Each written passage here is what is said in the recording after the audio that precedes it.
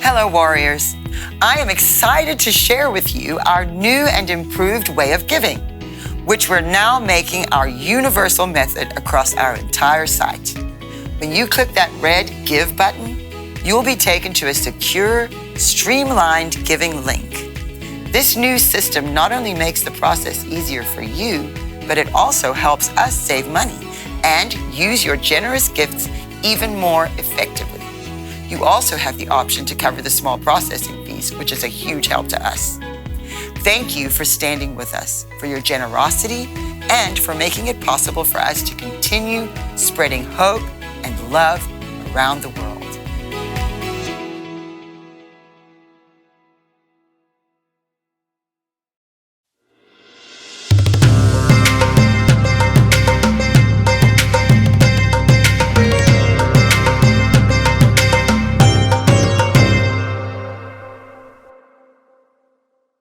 Shabbat Shalom and welcome to Israel Update. Today we're going to be talking about missiles, raids, and resolve. Israel stands unshaken.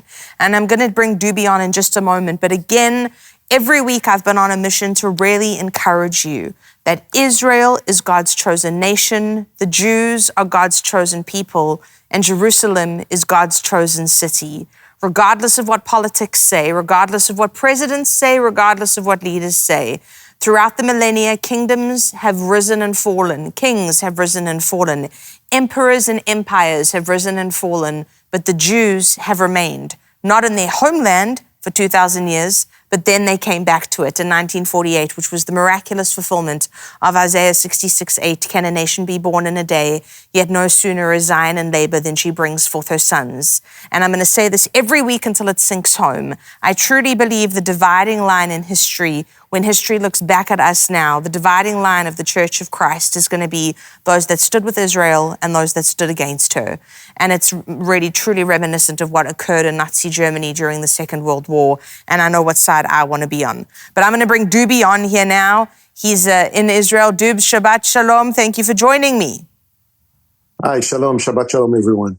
So Dubs, as usual now, a new way of doing things, I've got a couple questions to ask you. But first of all, you and I were texting earlier. You took shelter this morning in your safe room because Israel intercepted a ballistic missile.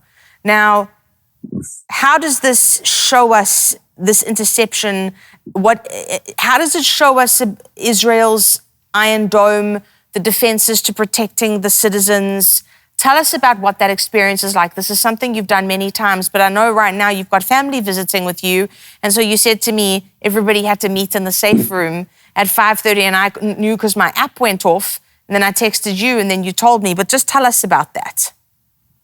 Well, 5:30 a.m. this morning, the alarms goes off, and this is red alert. Oof. So it's sirens, it's loud, and we have my granddaughter, 6 months old, and my grandson, 4.5, daughter, and son-in-law, and they're staying with us now. And they live in Rehovot, which was badly targeted during all these last clashes and everything, from Hamas mainly, and this young boy is unfortunately so trained. He's like running around, making sure that everyone is awake, and off we go into the safe room. Thank God we have, when we built our home, we built a safe room inside the house, which is much, much better than running down to the staircase or the big bomb shelters.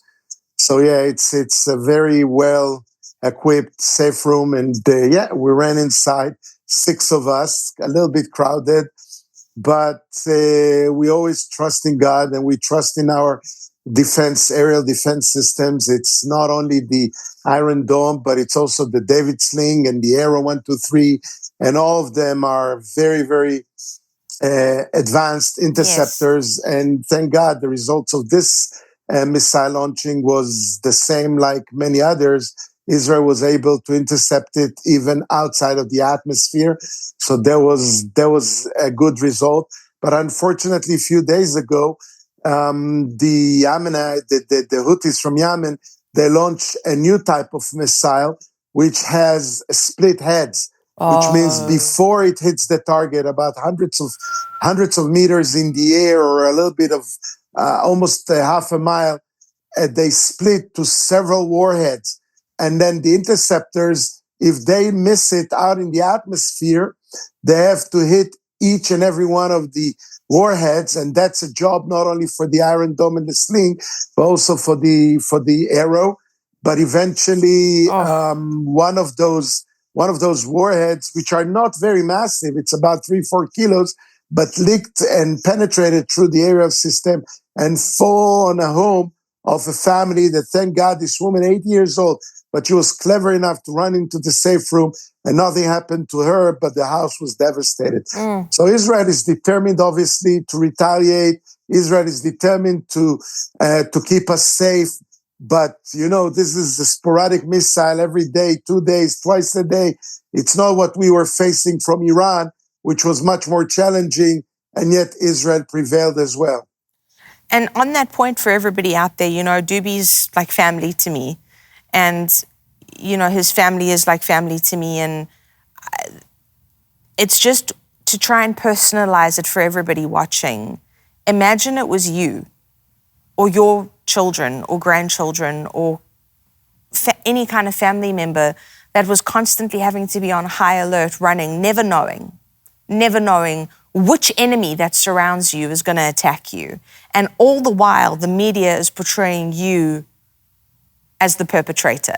That's what Israel is facing right now. And that's the point that I will keep saying as loudly and as often as I possibly can. Israel did not start this war. It could have finished it the very next day, but it didn't, because it cares about civilian lives. It cares about the civilians that proclaim the desire to see the death of all Jews. And that in of itself shows you the type of people that the Jews are, the type of people that the Israelis are. So, Dubs, my second question. With Israel striking key Houthi-run military infrastructure in Yemen after cluster munition missile attacks, does this show Israel's readiness to defend its sovereignty even beyond its borders? Meaning, nobody's saying here that Israel's trying to take over anybody else's space. It's not. It's still not occupying the full scope of land. God said, this belongs to the nation of Israel. But what does this tell us about what Israel's prepared to do to protect her people? Well, Yemen is even closer than Iran, and Israel was able to launch multiple attacks inside Iran. So it tells you straightforward, the Israeli military is not joking, and it's taking every attack seriously. And they made a decision that every attack will be retaliated, and we will respond. So that's what we're doing, even though it's 1,000 miles away from here. We take down infrastructure, we take out strategic equipment, and we can reach far. I mean, no place on earth is too far for the Israeli Air Force, nor for our missile systems. And if Israel decides to launch rockets or missiles, no enemy is safe. We haven't started yet. We're only launching, our airplanes and aerial attacks on our enemies because it's the most precise. And, we don't want to make any mistakes. And by God forbid, if we hit, civilians or something like this, so we're not using the missile systems almost at all. We're mainly using the most sophisticated and most accurate and most expensive ones, just to make sure that we hit the targets that we want without doing almost no collateral damage. Yes. But Israel can reach anywhere. No enemy is safe. And we are determined to secure and protect our people anytime. And that's the key here. It's the thing that we say constantly. Israel is prepared to go to the ends of the earth to save even one of its people. And it is an army that is consistently trying to avoid as many civilian casualties as possible. There's no other army that's done what the Israeli army has done. There's no other group of people that's done what this group of people have done in trying to protect civilians from an enemy nation that proclaim death to Israel. And even those proclaiming death to Israel, Israel is trying to not hurt. Israel is trying to keep safe. Which again, while the enemy is surrounding themselves with civilians, yes, using them as human shields on purpose. Yes. For us, like 2 days ago, there was an unfortunate situation when Hamas operatives were operating out of a hospital. But, they surround themselves also with journalists and reporters Yes. because they always want to show their narratives, and Yes. the world is so biased and they're buying their stories. So they felt safe in a hospital to surround these people. And they knew that there were reporters there. And then still they were operating from that hospital, installing surveillance cameras and putting troops on the ground over there so they get a chance to operate and attack us from the hospital. And unfortunately for them, Israel was able to detect them. Yes. And they shot them, and there were some misunderstandings and a big mistake. And Israel has been apologizing for this, and few reporters were killed without any purpose, without any intention of the Israelis. We are so tormented by that, and apologizing to their families, to the world, Yes. about what's happening while the Hamas is dancing and celebrating on their blood. Yes, because it feeds into the Hamas narrative, and they don't care what innocent lives are lost. They don't care how many civilians are killed. They want that because it propagates their message, their lies. Yes. Now, the third question is this, Dubes, before we wrap up. Following the IDF's decisive raid in Nablus and expanded presence in the West Bank, how does this demonstrate Israel's determination to neutralize threats and guard her people? Well, a lot of people talking about a two-state solution, and they thinking that they can give the PLO, the Palestinian authorities, give them a state and let them operate from those areas. We have been giving them all the freedom they ever wanted. We trained their own operatives. You and the Americans, actually the Americans as well, trained their police officers. They trained their military. They gave them equipment, APCs, you name it, so they can reinforce silence and protection over their own people, and also protect the borders between them and Israel.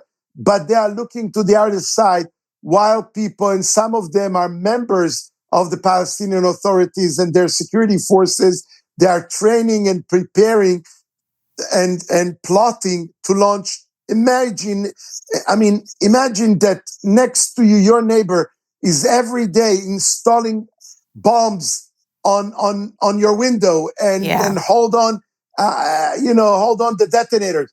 And these people are within the territories that's supposed to be in the control of the Palestinian authorities. Dozens of them were preparing a big attack, something almost similar to what October 7th was from Gaza. And Israel, thank God, has now, after we've learned a little bit from our mistakes, better intelligence, more intel in the area, on the ground, and we were able to literally, intercept some phone calls and preparations of the enemies, so we couldn't hesitate. We went inside and operated within the territories of the Palestinian authorities to kill this attempt before it even starts. And thank God for that. And, for everybody watching, you're going to keep hearing lies being spread on mainstream media. You're going to keep hearing lies coming from the far left and from the far right. But what we stand on always is on the Word of God and what the Word of God says. And so I'm encouraging you, do not grow despondent. Do not grow weary of standing firm and standing strong with Israel. It's what Kim shouted constantly, Israel is forever. And that is what we stand on. That is what we believe. And we will not be shaken no matter what we see going on around us. So we say, God bless you. Thank you for your support. Pray for the protection of Israel. Pray for the protection of Jewish people all over the world. And pray for the protection of Dubi and his family. And we say, God bless you. And we'll see you next week. Thank you so much, Christine. Thank you, everyone.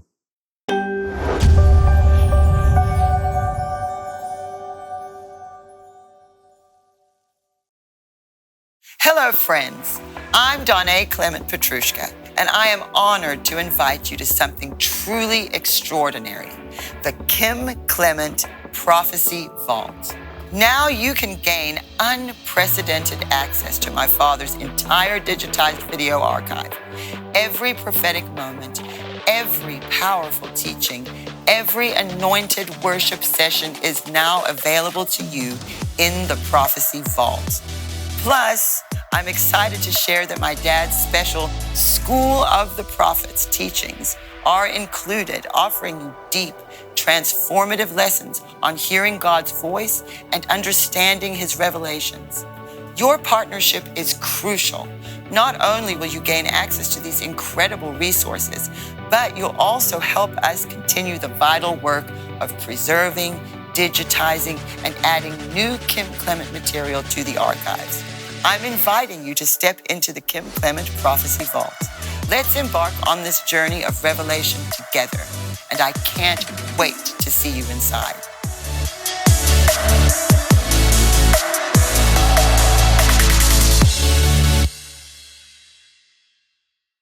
When Prophet Kim was saying that, and he had us say it over and over and over again, what God was doing was corporately, he was preparing us for the time that we are in right now.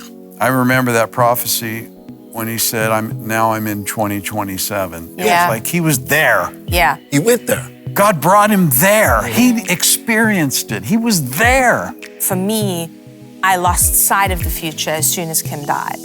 When he got sick, when I couldn't talk to him anymore, I lost sight of the future. But somewhere in the future, what was being prophesied to me in 2011 was a period of time that I didn't know about from 2015 to 2025. Come on. Where Satan has attempted to sift me like wheat.